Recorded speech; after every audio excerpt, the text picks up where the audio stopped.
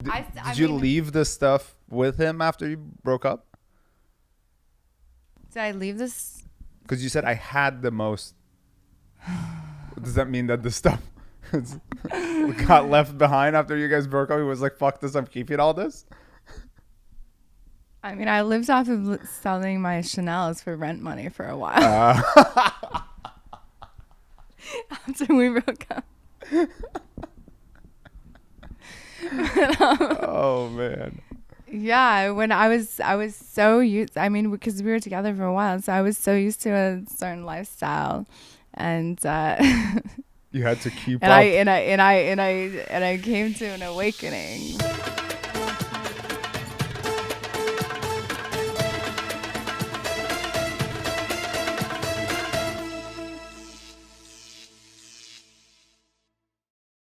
Welcome to Unattainable, soon to be the #1 podcast show in the U.S. Glad to have you with us and hope you'll continue to be a part of our family for the foreseeable future. And if so, please hit that subscribe button. You can watch and listen to our show on YouTube, Spotify, Apple, and all the other platforms. Welcome back, Sarah. Thank you. How are you? Good. How are you? A little bit nervous. I have no idea what you're going to ask me. The last time, you just kind of went all over the place and asked me a ton of things, and I'm in the hot seat again. I have no clue what's coming. So hit me. I know. I didn't tell you what I was going to talk about, which is I got some interesting stuff today. So. I'm sure you do. Yeah. Before we get there, though, how was your week? Good. Anything exciting happened since the last time we talked? Always. Yeah. Yeah. Anything you want to talk about? Well, I mean, remember I told you there's some things that I can talk about and some things that I can't. Right. So, Yeah. Yeah, those would veer on the probably not talk about kind of. There was one subject about your ex. Which one? You just go right in there, don't you? Yeah, the one that got away. Which actually, what I wanted to ask you was, well, this is not specifically about him, but have you ever spied on a guy? Like on any of your exes? I mean, okay, spy in what kind of way? What do you define it? However you do. I mean, okay, so if I were to say spy, I wouldn't say spying, but it's definitely looking into. This is while you're dating the guy. Yeah, or somebody that I'm interested in dating, for sure. Okay. But my type of spying is probably much different than the type of spying that you're talking about. What type of spying do you do? I mean, mostly tarot cards. Okay, yeah. So Which you mentioned that. Yeah, so that's totally different. Have I done? I'll look onto like their social media or like see what they're up to. Do tarot cards. I can figure a lot of stuff out by the tarot cards, but I'm also very intuitive too. So, yeah, I've definitely with this one guy, I would literally know my intuition. I would know where he was at. Like if he was with somebody else, I would go and I would literally just show up without like nobody giving me any clues or him telling me anything, but I would just figure it out. Okay. All right. So the way I define spying is like information that is or following somebody or watching somebody's house or something like that. Yeah, no, like I'm information that that's not available to. I could ask questions to other people. That would be considered spying. So anything that's not spying? public, yeah. So anything that's not public, which means like if they don't post it on their social media or if it's not on anybody else's social media, that would be spying. Yeah. I mean, I don't really consider that spying. So that I consider that being just like curious and wanting to know what's up. And I always ask my friends about like, oh, what do you think about this person or whatever. Well, that's getting somebody's opinion. That's a different thing. I mean, I do know that my true friends, my real friends, would tell me what was up. They wouldn't even need to ask anybody. They would just come to me and tell me. Without you having to ask it. Yeah, absolutely. That's good. That's like a good way of, I guess that's like true. But I don't know. But no, because I don't. Yeah, no. See, like I don't just like go out of my way to spy. Okay. So like you don't, so I mean, okay, so social media checking. Have you ever done that? Checking on social media. Yeah, sure. Okay. So you go a little bit out of your way. Not like following them, but you'd still. Yeah, but so the girl that I dated, so we both ended up in the desert together with like mutual friends. Mm-hmm. I was actually going out there with one of my like favorite like hairstylists that like does like my hair for me like on shoots. So I was going with him and a photographer and this other chick, and we're really just going out. We wanted to take some pictures, but we were going out there for music and just for vibes, going to the desert, and we knew that a bunch of people are going to be out there.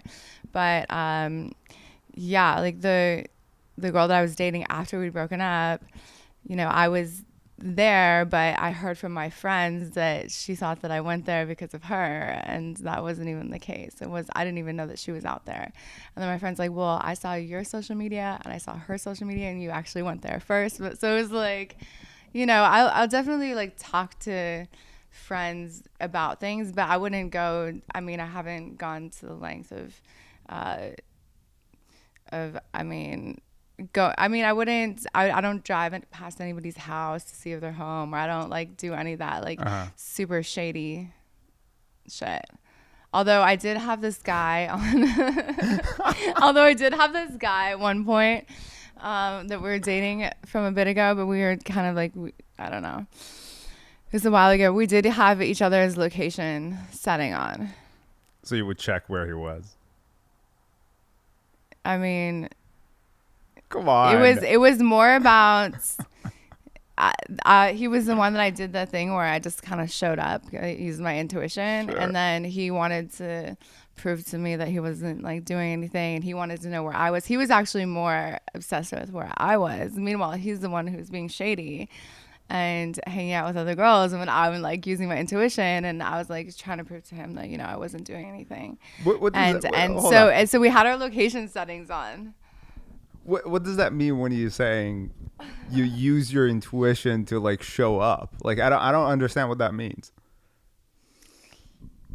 Yeah, I'm just super intuitive. So sometimes I just know things that just kind of come to me. I just like knew where he was at the time, where he was gonna be, and I just had a feeling, and so I just showed up. But he didn't tell me anything or anything like that. I just had a feeling, gut feeling. You're suggesting that if he was at the beach on like a random day, I was just like, oh my God, he's at the beach and this is not by himself, and I just got that feeling. Yeah. How long did you date him? He wasn't even my boyfriend. But you dated him, you said. We dated, but he wasn't. He never made it to actually be my boyfriend. I understand. So how long did you date? It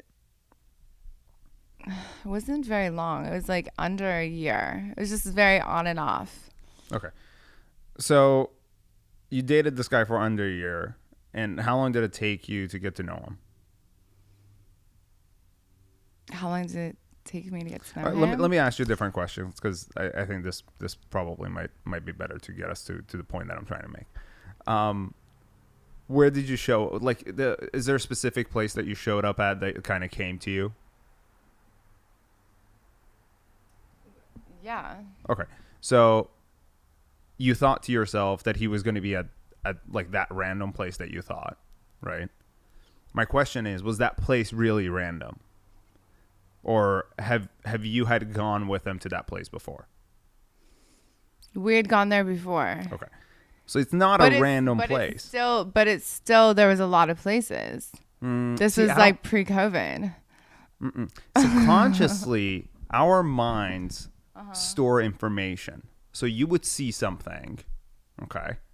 and you would hear something, and the information goes into your subconscious, and at a certain time, that information comes out in a form of a sixth sense, where most people, where you don't have any proof of that information per se, but your mind already has created a pattern of a behavior towards someone. And that information comes to you when you think about it, because you're like, you subconsciously realize that there are certain dots that are being connected, and then you get to a certain conclusion based on that information that you already have. That's what intuition is. Okay, well, no, I don't think that's what intuition is. What do you think intuition is?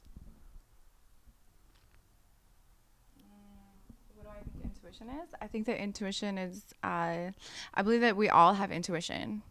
Okay.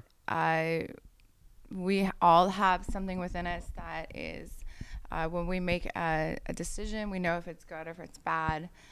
There's light and dark, and you can follow. I feel like we all have a purpose, and morally we know what is right and what is wrong. We need to go into like the right path. I feel like we all know when we're going in the wrong path.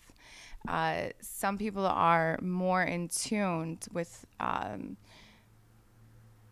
Some people can just reach a different level of tapping into their intuition than other people, and it's not something that is easily done. It's something that you need to meditate with.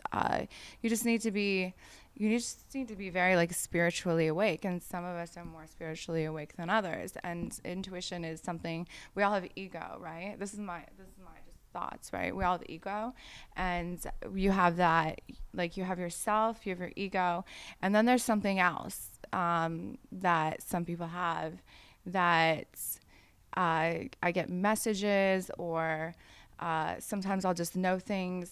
I'll know things about people before it happens, or I'll know something that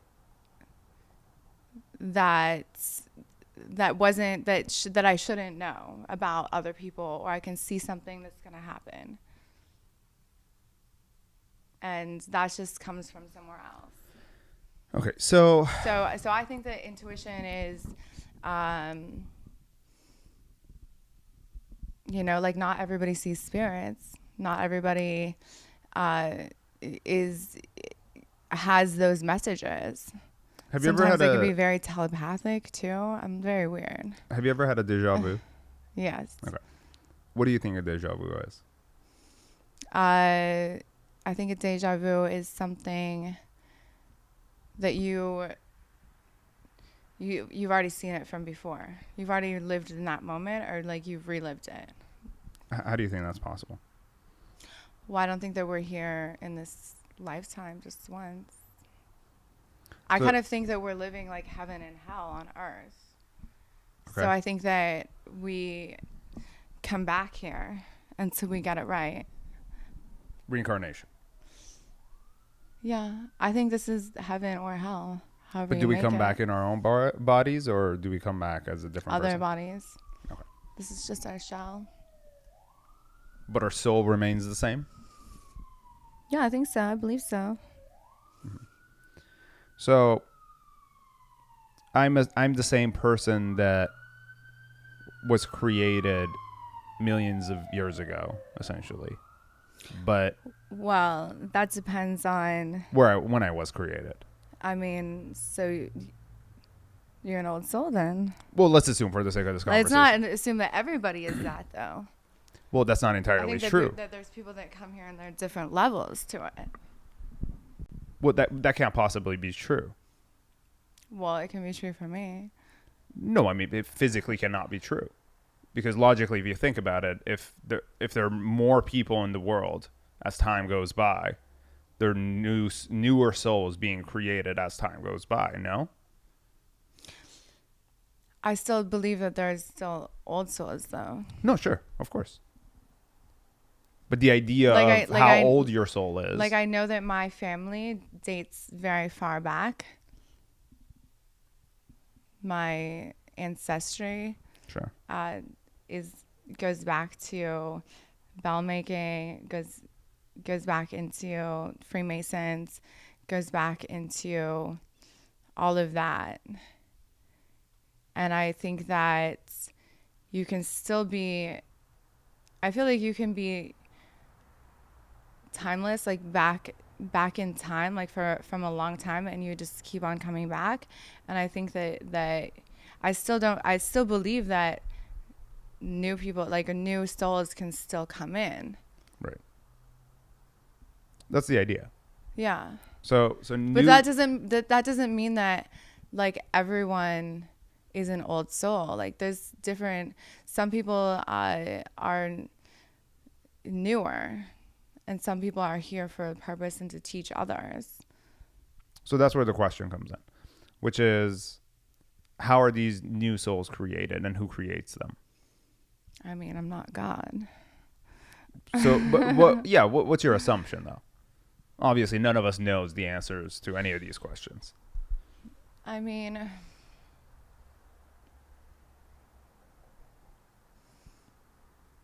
I do believe they're all made of stardust.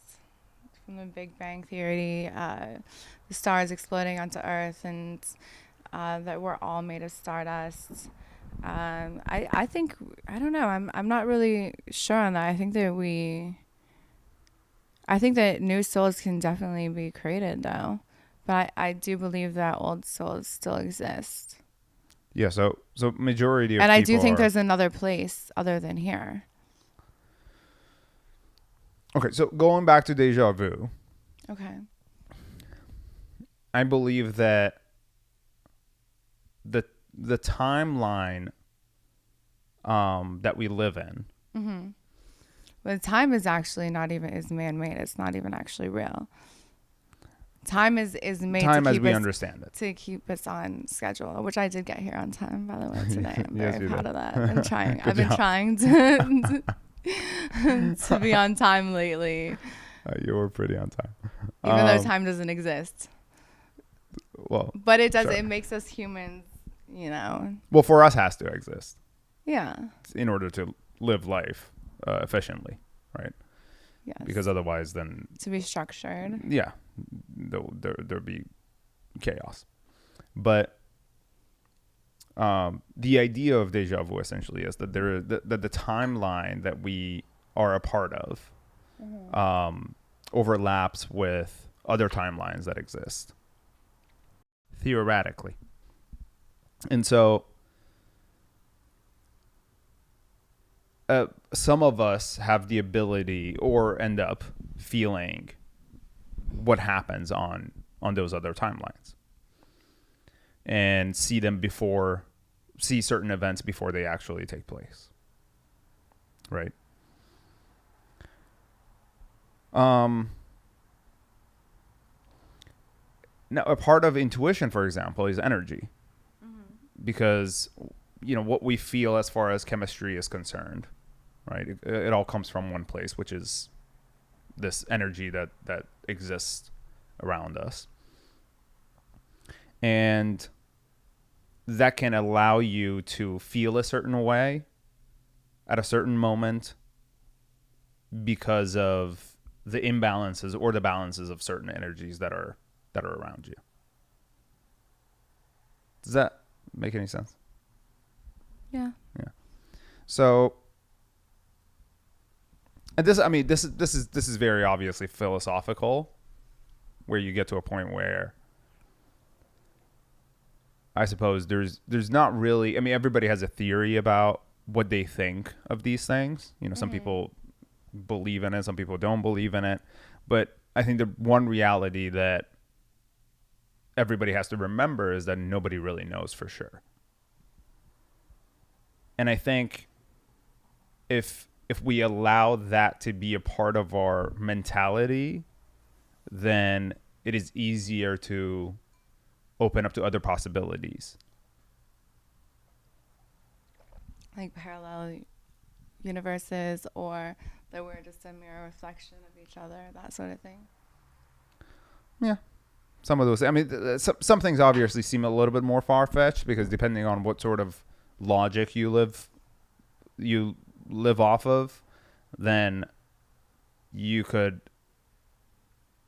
argue against or for any of those things, if that makes any sense. But spying on your exes essentially has come from your intuition. Basically what we conclude. Okay, well, so one of the things, so, you were saying, like, what have I been doing this week? Well, since the last time I saw you, Mm-hmm. I was out. It was COVID enough friendly amounts of people. Sure. Okay. Like, I don't want to get myself into trouble here, but there was a fight that broke out, and I said to a few people, to a couple of my friends, if there's a gunshot, go behind the bar. And there's not going to be a guy, like, it was just like nobody really even thought about it, but I said it, go to the bar. And then we all ended up, it's me and the girls that I was talking to, we all ended up by the bar. And I grabbed this one girl, and as the gun was going off, I grabbed her and I literally was on top of her and grabbed her and, like, pushed her down, but the gunshot went off after.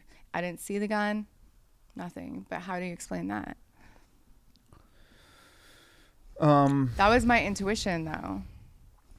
I knew what to do, where to go, like, and the gun went off after I grabbed her, and we were all by the bar as well. Yeah, but you're visually experiencing. You're also seeing. You're also hearing things, right?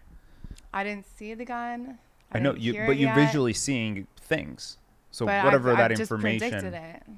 Yeah, but the information is coming to you somehow. It's coming to me somehow. And that information has been coming to you for the past whatever amount of years you lived, by seeing things, experiencing things, and understanding. Since like 7th grade. Well, yeah, understanding that when this happens, that can lead to this, and when this happens, this can lead to this, and so these are possibilities that could happen. Point is that you have information. Well, no, I played with a Ouija board the night before. No, 7th grade. Oh, right. And was able, and the worst kind of Ouija board too, because it was one of those. We didn't have one, make it yourself kind of Ouija boards, which is just playing with the devil, really. Basically, the spirit was like, I was like, show me that you're here. And he put a nail through the rose, opened the window, and my mom was out, I remember, and my little sister was home. It was me and my friends, a girlfriend, and we ended up getting so scared. We went to the neighbor, and then the Ouija board was on. I put it away on top of my dresser, high up. And it was on my bed. And then years later, I started seeing spirits, and yeah, I've had some weird experiences, but I've been able to give people messages, especially if people have passed away. They're somebody that they're close with has passed away recently. I've been able to give them messages, and I've been reading tarot cards for probably 5 years now. So I have a guy, Brad Cronin. He's written 30 books. I think we talked a little bit about this before, but actually I just messaged him before I walked in the door, are you available later, because I need to see him. So we literally do hour or two long sessions, and we meet up every as much as I need him, but it has to be like the longest we go is like a couple months, few months. Like I'll call it like if I'm out of town overseas, like I still will do it over the phone, but we kind of just we go over everything, everybody that's in my life, you know, talk about them. He pulls up stuff that, you know, nobody would even know, and he's told me things that have happened. I'm like, oh yeah, Brad told me that. He's saved me out of some bad situations. So he warned me like about a guy trying to take advantage of me, and told me exactly what he looks like, how it's gonna happen, like describe the night, the scenario, everything. And I knew. I just like, oh yeah, Brad told me. But he's also told me things that everything that we've talked about, it's like always like so point on. And when we're together especially, it's just super intense, and it's fun, it's cool. I like doing it, and he lets me read his cards, and he doesn't let anybody read his cards except for me. So, which means I'm pretty good. Like maybe I'll do a tarot reading for you. If you ask me nicely. Maybe, yeah. One day you could come over. I gave my friend a tarot reading last night. We'll do another episode where you come actually and read some cards. Okay. So let me get this straight. So when you were a kid, instead of playing video games, you were playing with tarot cards and no, I was playing with the Ouija board. The Ouija boards. Yeah. I'm very light though. I mean, I'm a witch, but a good witch. Sure. Have you ever played like video games and like regular kid stuff? Like, have you ever done regular? Okay. Do you still play video games or not? Oh, I was with my friends. We were playing a game just the other night. I mean, not the other night. It was actually the other night. What day is it? It's Wednesday today. Yeah. What were you playing? This was like days ago. What were you playing? Well, first we were playing just regular like movie charades. Okay. And then we started playing this game where, so everybody sits around in the table, and then I write for the next person over, a character. Somebody iconic. No, wait, this is a game. Somebody iconic, or like a movie, like somebody from films. Because it's like mostly like people in the industry kind of group of friends. So it's fun. They like this. It's a good game. I like it too. And so I put, for the person next to me, I put James Dean. Okay. And then, but he can't see the cup. Like we put it on the outside of our cups that we're drinking out of. But it's not a drinking game. But just we were going to put it on our forehead, but I just came from a photo shoot, so I had too much makeup, so we decided, and I was like the first one to get written, which I ended up winning. It was my first time playing. Okay. I won. I got Paris Hilton. Okay. But I was like, got it. Yeah, I won the game. But anyway, so you go around, and each person beside writes the next person's, and then you go all the way around, and then the first person goes, and they're like, okay, well, am I a guy or a girl? And then it goes to the next person. So you have to keep on going around until you guess it. So we went around about like 4-5 times, but I already knew by like the third time. Because I'm psychic, my intuition. I even said this when I was playing. Right. Yeah. So, okay, so you don't actually play like video games then? Okay, so you asked games, so I'm saying... No, I was saying video games. Okay, video games. I mean, I was in a video game. I don't know which one it was, but because this was a long time ago. Because I was getting I was booking a lot of work. Right. And it was a job, and it paid well. And my agent, this is like from like when I was in Toronto, my agent booked me for it, but they used my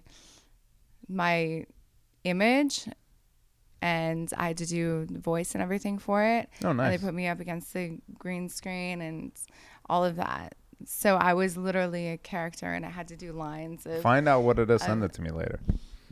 I mean, I could ask my old agent, and then I also did for Comic-Con. Mm-hmm. I did Dawn of the Dead too. Oh, nice. Yeah, I was like a zombie, and I every 30 minutes had to do like push this red button, and I had to be like I was in a cage, and it showed before modeling picture of me, and then after, and I was like in zombie makeup. And why do I feel like did we talk about this at all? Oh wait, I think I told you one time when I was driving. Oh yeah. That's right. So that was that. Good memory. So that's a video game. Well, you were in it. You don't play it, but yes. Okay, but so when I was younger, I really liked like Grand Theft Auto and oh man, like going back to like Nintendo. Yeah, that's just people play Nintendo still now. And I used to love the duck shooting game. Yeah, I had that. Actually, me and my sister, arcade. Mario Karts, like me and my sister, we would play video games. I was a tomboy.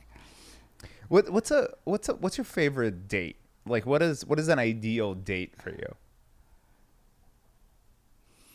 An ideal date? Okay, like fantasy or like just anything? Like what kind?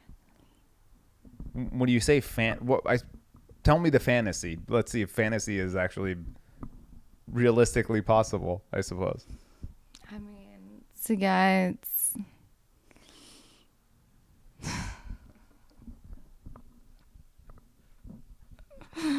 what would be the fantasy date? I mean, I'm just gonna go like straight up, just getting like queened up, like pampered up, be like, okay, like sent to go like get pampered by the day. Go pick out a nice dress and shoes, maybe some diamonds, and then get on a jet and go to, somewhere close, like maybe San Francisco or somewhere maybe like North Cal for a nice candlelit dinner and wine. Oh, keep going. That's good. I mean, I feel like that would be maybe a nice walk on the beach. Okay. Do some psychedelics on the beach. that would be my ideal. I think that would be nice. So, some people might think you're joking, but you know I know you're not. You're dead serious. Get a nice villa afterwards and just have some rose petals all over it. Oh man. Oh, my jaw's hurting. That's funny. What's the most expensive gift you've ever gotten? The most expensive gifts? Yeah. Like it could be like Valentine's. Or, it could be just a random gift, but it could be like Valentine's Day, your birthday, whatever. Well, my ex, he just spoiled you. It was every day. I had my own Visa Gold card, and I used the Black card whenever I wanted. Went through like at least like $1 million a year, at least minimum, just like on my own. Yeah, but that doesn't count if you're spending it on your own. Like what is the most? No, of his. No, I understand. I'm saying it doesn't count if you're getting it for yourself. Like what is the most expensive gift that you've gotten? He just spoiled me like crazy. It's pretty amazing. You're saying he spoiled you that much that there's not one single gift that you could call out? That's crazy. Wow. I had the most unbelievable closet.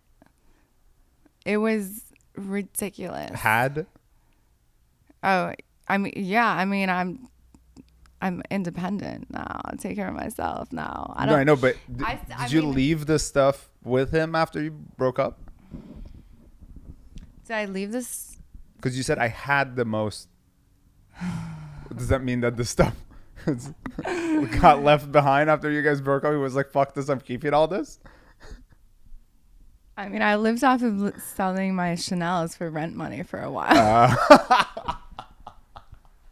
After we broke up. Oh, man.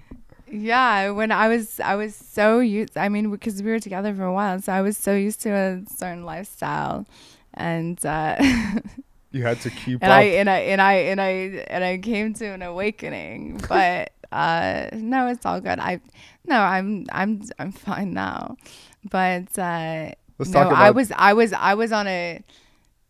I would just go shopping, spend like 20,000-30,000 in a day. Like easy. Like they knew me. They probably still remember my first name over at Armani and the Rouse and on Rodeo and everybody would just, yeah, I had a pretty fucking amazing with him. But what he did, well, my stepdad gave me a black card when I was 15. Yeah, 15. Like, with this you can buy anything. So I guess I've been given that mentality since a young age, Right. To be a boss ass bitch. And really what my ex did is he really just treated me like such a queen. Like, even when I would go do like a photo shoot and I'd be booked at the Rio, and he was like, oh, you're at the Rio. It's like a, all-inclusive place. He's like, go send me over to Las Ventanas. Like, I get a villa for like $25K. Crazy. A night kind of deal. Yeah, I was super spoiled. Yeah. Okay, so there are two questions I want to ask. Number one is, what was the... You said I had an awakening. What was that like? I'm guessing you kept spending after you had broken up. Or you were like trying to maintain the lifestyle, thinking what? I guess, were you thinking at the time or just going with it? It was just, going all the time to... dinners that are, over thousands, like taking all my friends there and just,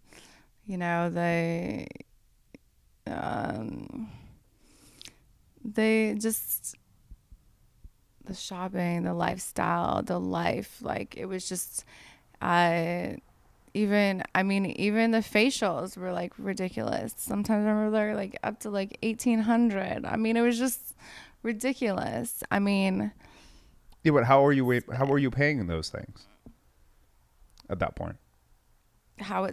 My ex he took care of everything. No, I'm saying after you had broken up. I sold my Chanel purses. So you were still maintaining the lifestyle that you had when you were with your ex. I was trying to, but I came to like a route. I was in New York, and so I was modeling. I was,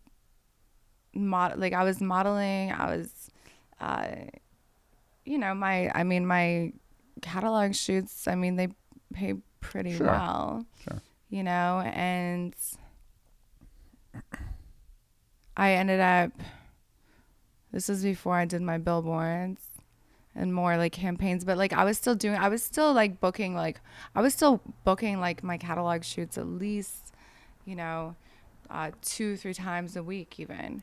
And, I had money, I had money in the bank, but, I didn't realize how quickly I would blow through that. Right. So then I ended up in New York, and I'm working with the top photographers, like big photographers that like shot all the 90s supermodels, shot for Vogue, like everything, meeting like with the agencies there, and it was literally like down to my last dollar. Oh wow, that bad. I got down to my last dollar. You you know what? You live once. I'm, you know what? I'm not ashamed to say it. I think it made me stronger. I think that, I think it's good to go through that, you know, to really, when you have everything and then you don't, I think it gives you, it really like pushes you. Certain courage. Yeah. So then I sold my Chanel purses. So you hit rock bottom, start selling your stuff. I had to figure shit out. And I was in New York, and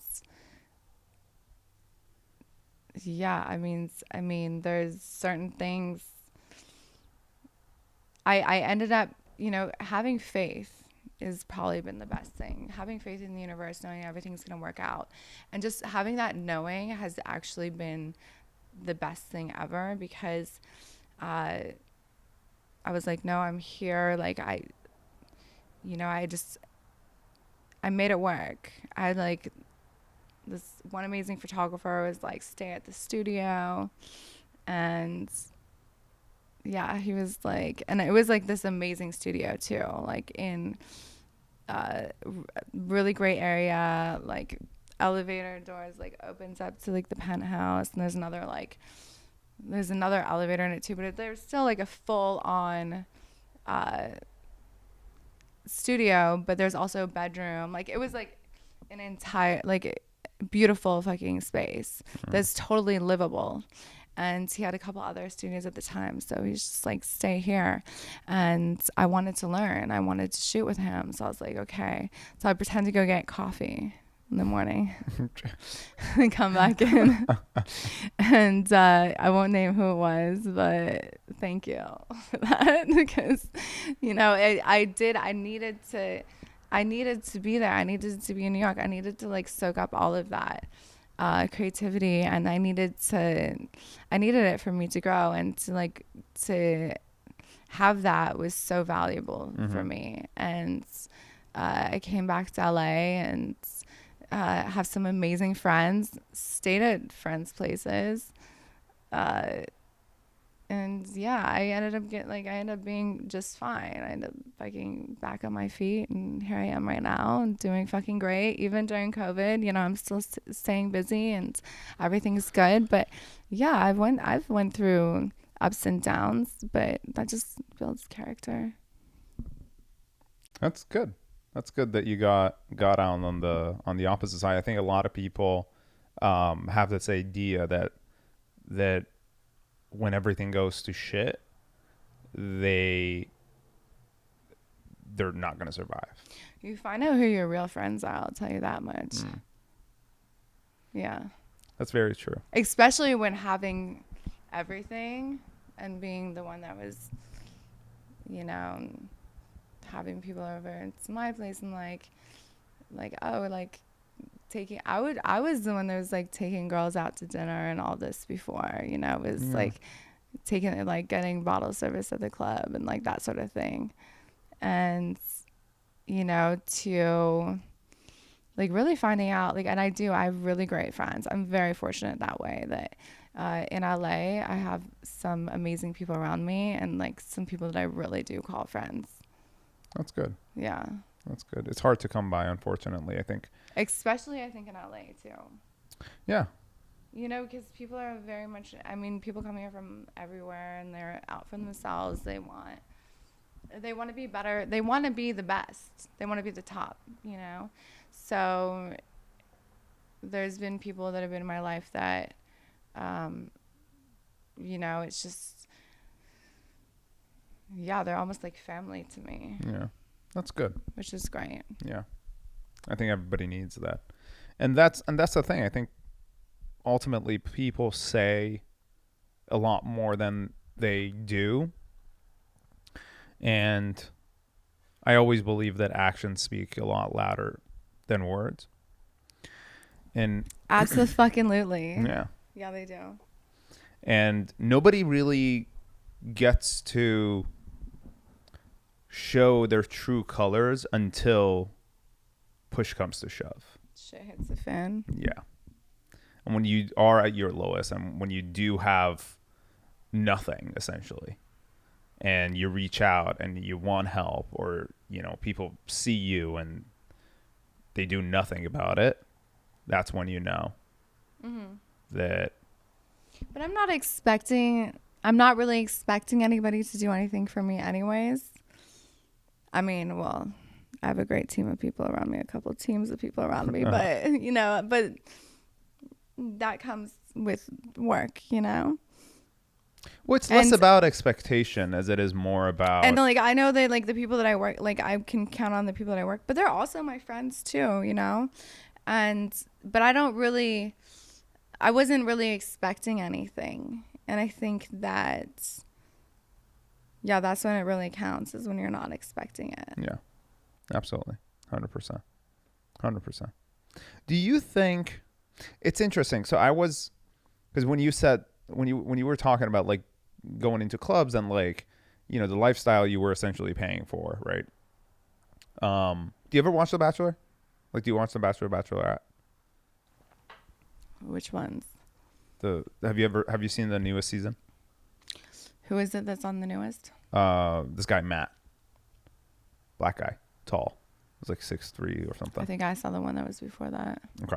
So, there are like a bunch of girls in this episode or in the season, and one of them apparently is a model from Chicago, and this past episode, the bunch of the girls were like talking shit, and one of the girls brought up how someone had messaged her saying that this girl who's a model is an escort.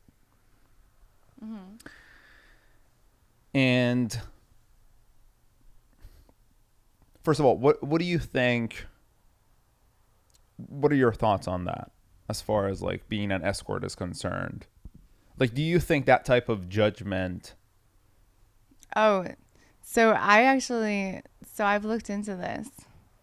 Into what? Okay. What defines an escort? Well, no, but well, I think escort is fine. I think prostitution is not. Okay, so the difference between prostitution and escorting is, why don't you say what it is? Prostitution is somebody who fucks somebody for money. Yes, and escorting is. Escort is someone who gets paid to be arm candy, basically. Yes. What's the difference between a gold digger and a hooker?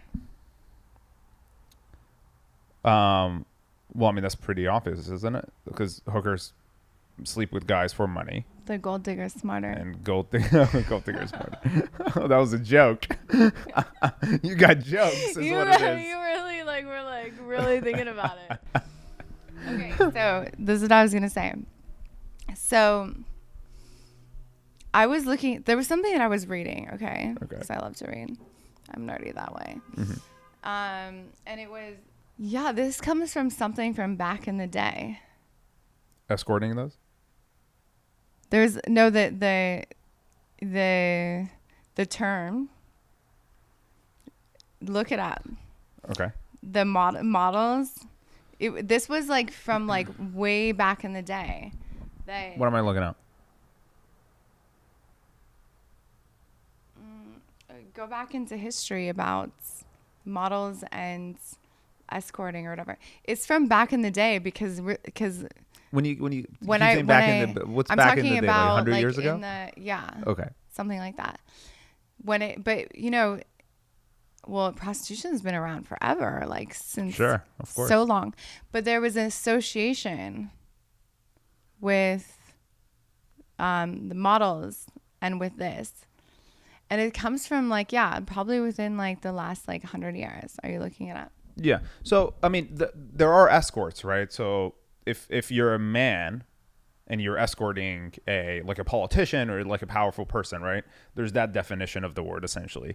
And then it sort of changed where escorting became like a thing for celebrities, right? you like escort a celebrity as a model to like an event, I mean, or whatever the case is, right? There's also, I mean, to go out to the club, like the models get paid for going out with the promoters. I mean, is that considered escorting? Kind of, sort of, but not really. Right. Yeah. So I think the what it comes down to, or what you're trying to get at, I don't know, but I think that prostitution. No, I think that that's fucked up, but at the same time, do I really think that it's a bad thing? No. Right. That's the question. No. Do you want to know why I don't think it's a bad thing? Because it's two people going into a transaction where the girl just wants the money and the guy just wants to fuck and they don't want anything else, and that's what they want to do. And the thing is that it keeps a lot of rape and other things, like it's actually like a good thing in a weird way. Yeah. Okay. In a weird way. I think it's kind of good for society. So you think prostitution should be legal? I mean, I don't ever want to do that. I'm not into that. I've never done that. I don't want to be a part of that. But do I think that there's something good about it? Yeah. Do I think that it helps keep like rape numbers down? Yes. So I think that I mean, it's fucked up, but you know, like if that's, you know, like that's just how some people are. But if they're happy about that, then let them be happy about it. It's like pornography. Mm-hmm. So when I was in acting school, we were teamed up. My acting partner, he was like this young, good-looking guy, and he actually like had this like sugar daddy that was like paying for him, but then he like ended up going into fucking porn. Mm-hmm. And he was like asking me advice, and he was like super young, but I was like, he was like, wow, I get to like have sex and like Sure. you get STD checks and like you get to do this, like it's fun. Like he's like, is there anything wrong with it? I'm like, no, if you like it, do it. Like he's like, will you be mad at me for not being your acting partner? Like I ended up getting another acting partner, but like whatever. It's like if that's what you want to do, then do it. Do I think there's something wrong with it? I mean, I would only have sex with somebody if I wanted to have sex with them, but you know, I don't think that really. Well, ultimately, all relationships are a transaction, one way or another. Because if I want to be with you, and I think to myself, there's a criteria that I want this girl to be like, you know, whether it's being attractive or whether it's being educated or whether it's, you know, these are expectations that you have from the person, right? And so if a guy is allowed to have certain expectations towards a woman, then the question is, can the woman also have a certain expectation towards the guy? Oh, okay. So now you're okay. So I think.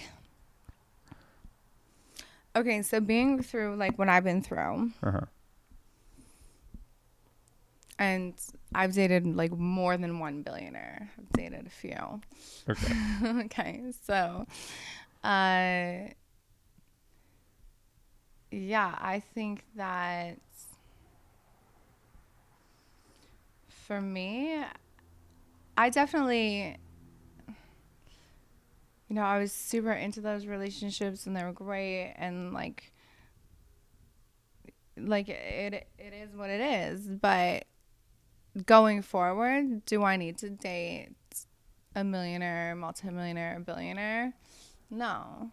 Like I mean my standards are very high, yes, but I don't know, just because I'm like confident and happy and independent in how I am, do I need that from somebody? No. Like I can do that. I can take care of myself. So my expectation isn't me looking for a guy that can do everything for me, because, you know, I am doing these things for myself. Yeah, but now you are. I mean, before it was always, it just was how it was. It just came to me like that, and it just was like that. But I think that now is that really I've true? evolved and I've had my awakening, okay, Right.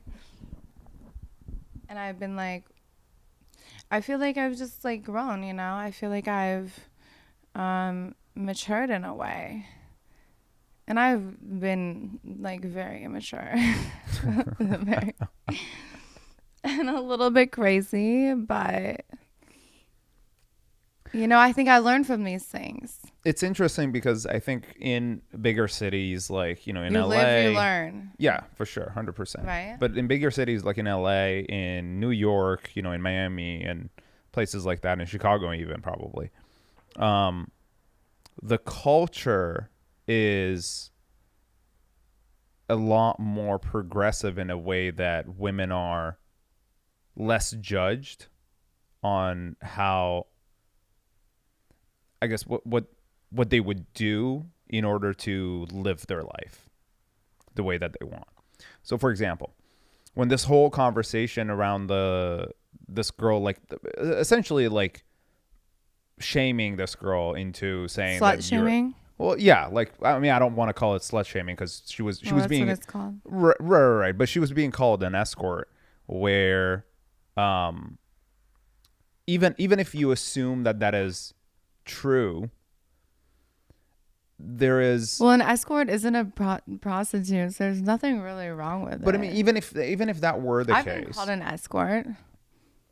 right? Because but On this the is where it dirty, differs, though. On the dirty. But this is where it differs, which is, for example, you could go, and this is very normal, for example, in LA, where like a group of models will get invited to go on a trip with a guy, right? They're not particularly getting paid to go, but everything, like all their accommodations are getting paid, right? And that is very normal here. Like, you know, a group of girls would go to a dinner, right, and get their food paid for, right? Dinners, there's like Revel app. And think about it, it's not very that different from. You're getting paid to go us. to even the venue, or going like by the clubs, like to go out. But it's not that different from somebody throwing a house party, like a family member throwing a party and inviting everybody there. You will never expect everybody to go to that party to pay for anything. So just because it's like a model, well, the musicians, the actors, like they're all getting paid to go out to the clubs and doing the same shit. It's called an appearance. Well, but what I'm talking about is different. Time. What I'm talking about is essentially how it's normal. Because I definitely do appearances. Of course. Paid to go out. I'm like, why would I go anywhere for free? What the fuck? That's different, though. That's different. But that doesn't mean I'm doing anything wrong. That's what I'm saying. I think it's very normal in the culture LA, that we have. Yeah, in LA or in like New York. These are nothing's like normal things. Really like right we now, understand. but usually. Yeah, I mean, people in like less modernized states or countries, you know, don't understand. Like I had a mother of one of the models that was living in the model house asking like all these questions about like, what is it? Like, what do the girls do? You know, all like the concept was just so foreign that they didn't understand like what a model house was, and you know what the purpose of it was. Like, how does any of that make sense? You know, was the question. Like, how does this like they couldn't possibly imagine that there was a lifestyle that could accommodate that sort of financial freedom, essentially, you know. So well, the model houses, okay, so some of the model houses that are provided by the promoters, they get paid to go out and party. Well, but there's there's different their types living gets of paid, there's different types of modeling houses. Yeah. So there's, I mean, there are different types. There's levels to it. There are multiple different levels, 100%. Interesting. This has been a very enlightening conversation, to say the least. Yes. I mean, I didn't even think that this is where we're going for like Unattainable, but I mean, it is essentially topics that seem unattainable, but then once you sort of I get mean, and into it still does relate back around to it. yeah. Yes, absolutely. Ultimately, the idea is for everybody to know that anything is possible. Nothing is really unattainable. True. You would know. Of all people. One last question. Yes. What's the craziest offer you've gotten from people on social media? I just get a lot of dick pics. Really? Like no offers? The dick pics is like something. Please finish that sentence. That I literally laugh about. Okay. And I say like LOL and do the laughing crying face. And I just I dick shame them. That's what I do. Oh, really? Wow. Yeah. Good job. Don't send anybody a dick pic. A dick pic. I mean, it's just like the worst thing. Like, and who wants to look at a dick pic? It's the most bizarre behavior that I think men are a part of. Or it's one of the most bizarre ones. Sending out, and I mean the opposite also is like I've gotten vagina pictures. Well, yeah, that's hot. I don't think it is. I really don't think. But neither do I think dick pics are hot. There's nothing attractive about a man. Well, I like vagina pics. Okay. The Really? female body is like way Like sexier. No. I don't mind a good V pic. So if a That's random fine. girl sends you If it's a nice vagina picture, if it's a nice that will turn if you it's a nice on. little diamond V, yes. That will turn you on. Well, the picture, okay, it'd be hotter if I knew her and then she sent No. it. We're talking about the same spectrum. We're comparing apples to apples. So you don't know any of these I men. still think it was hot. Wow, that's interesting. Very interesting. Maybe I do like girls more than I like guys, though. Next time we'll talk about that. Next time we'll discuss. I like them both. Get it though. out of you.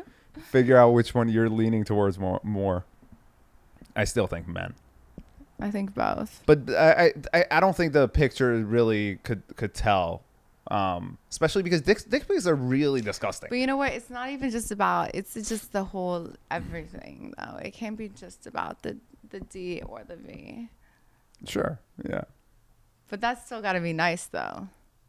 Okay. Here's a but better not question. But not just a V pic. A random girl sends even you. if it's a hot chick, it can't be just a V. It's not. I mean, it would be better to look at than a dick pic, though. Okay, so a random picture, Why would I be offended by a guy sending a dick pic, but I wouldn't be offended by a girl? See, that's what we got to go on to in the next. Well, we will. Yeah. We'll talk about it. Because there's a lot to talk about. There's a lot to talk And I about. can We got to talk a lot, dissect that one. as we know now. Thank you for being here. I appreciate it. Thank you. Now you got to go read those tarot cards, and probably No, ask. not this. No, I haven't. Is that I not got it? No, wait. where you're that's, going now? That's after I got another. Oh, okay. I It's gotta after go. the one I that- gotta got go and do something. Getting my hair did. So Nice. I gotta go like prep for my hair first, and then. Why do you think I'm wearing the hat twice now? I'm like, I'm due. I'm getting my hair done. I'm like, wait till. Oh yeah, I'm doing a bang and everything. It'll be straight. It's gonna be fly. I mean, it should for thousands of dollars. Well, looking forward to it. So next a couple time you're on anyways. next time you're on the show, you'll have a couple of $1,000 hair. I mean, I Hairdo. usually do. I just did this myself. Graham Nation, he's amazing. Ken Bavis Salon, FYI. I'm always like throwing in the plugs. Oh no, it's all good. Was it Grab Nation? Is that what you said? No, Graham Nation. Graham Nation. Ken Bavis Salon. Yeah, wait till you see him. Wait, don't even tag him in this one with this hair. I'm not. He would be mad. He'd be like, not tagging him. Wait till I come back, and then be like, not yeah, doing my hair. Nation. No, you'll just see it, or maybe at the very end of this video, you'll just do like a video or a picture with my hair done. I'll be like, you're hilarious. thank Alrighty, you. thank you. Okay, and in case you want to cut that last part, we'll pause and then you can. Oh no, we're good. I'm not cutting anything. Oh jeez. Thank you so much for watching and listening. Your support means the world. So please like, subscribe, and share. And we'll see you on the next episode of Unattainable.